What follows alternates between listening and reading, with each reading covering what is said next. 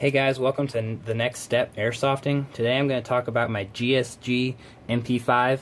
This gun is actually discontinued at this point, and I've done upgrading to the gearbox and motor, so this isn't really about this particular gun, it's more about mp5s and mid-range AEGs. So let's get started. I've put a version 2 polished quick change spring 8mm bearing gearbox in here. That's a big upgrade over what you're going to get in most stock mp5s with like 6mm bushings and not anything fancy as far as your gearbox, and it's going to not perform the best it can. This motor I put in here is 40,000 RPMs max, so I know that anytime I put an upgraded battery or anything in here, I'm not going to be held back by my motor. So the gun itself is, as I said, a mid-range as far as cost and quality. And so you can see that when I take this out, you can see the barrel here. This is an aluminum barrel. It's not that great. It works well for me, and I get mid-range even on the field, and it works pretty well. Eventually I hope to replace this with a tight bore. And one other thing you can tell that this is a mid-range is the hop up. The hop up is adjusted on this gun by sliding back and forth this little lever. I don't know if you can see that. There you go. On high quality mp5s, you slide the cocking lever back and lock it, and this door would open up and show a little place to slide the hop up. That is a little higher level hop up, would enable you to fire some heavier BBs and such. This gun works well for me. It's got mid-range and high rate of fire, and it's I like how it looks cool, and it's not an M4, which is, I like not having M4s. The sliding stock has one position there for CQB, and this is more for putting it on your shoulder and aiming with the sights. Or you're going to be really beating up your gun, this is going to work fine. So now, the mags, I use high cap mags because I don't do military simulation. This works well for me. And one thing you want to keep in mind when buying mp5 mags is that this mag has a square spot right here.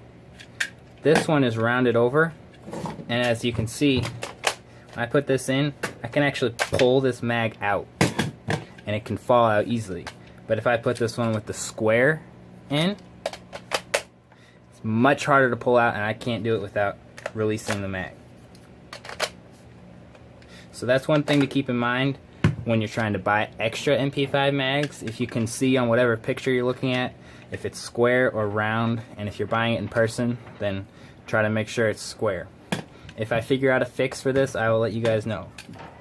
So I use an 8.4 nickel metal hydride battery on my mp5, and anytime you have an mp5 that is front wired like mine is, then you're going to want to get the smallest battery you can, because there's not much space for a battery in here. One thing I do to cut back on space is I use this mini fuse. It's smaller slightly than a fuse like this that you're going to find in most guns with a full stock, and even some mp5s that are front wire like this. It sometimes can be difficult to get it all in here and closed up properly, and I will hopefully get a video out to show you guys how to do that the same every time, get it done quicker. So some mp5s have a full stock like this. This is actually from a cheap mp5, but it looks the same.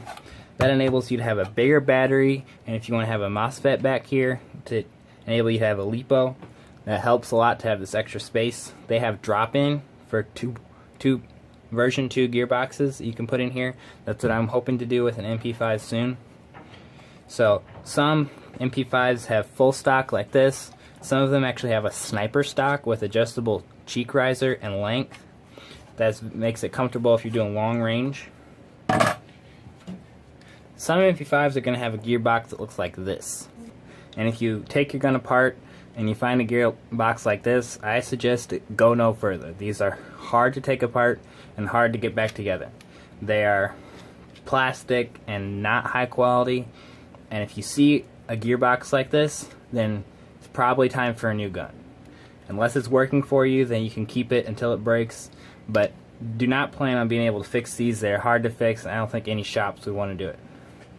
So, that said, there is a gun that looks just like this, and has a gearbox like this. And one way you can tell it apart from a good gun is the body pins. So this gun has a body pin, mine is missing, and I have a 1/4 bolt in here, which works well. But the fake guns, or the low quality guns, are going to have this entire piece right here being halves, and there's going to be a screw here. Because the real gun will have a body pin that looks just like the one up here, and there's going to be no screws except for maybe on the back. So that's one way to tell it apart from a good gun. Thank you guys for watching, and please subscribe and like and comment on what you want me to do next, and if I get enough likes on those comments, then I'll do it even if I have to buy a new gun. So please like and comment below, and thank you guys for watching.